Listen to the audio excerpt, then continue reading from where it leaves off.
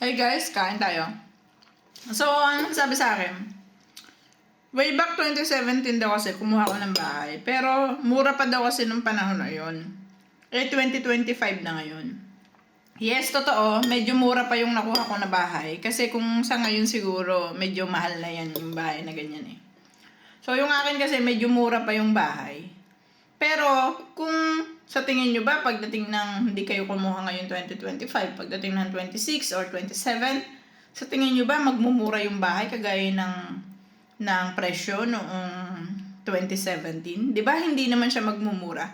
Mas lalo siya magmamahal. So, ang masasabi ko is kung may plano talaga kayong kumuha ng bahay, oo, medyo mahal ngayon, pero ngayon yun nasimulan. Kaysa naman next year pa or next year, baka yung makukuha mo ngayon ng 1M sa next year, ang presyo na niyan is nasa 1.1 na or 1.2 na, di ba?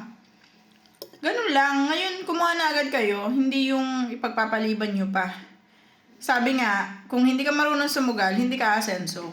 Kailangan natin sumugal sa mga bagay-bagay.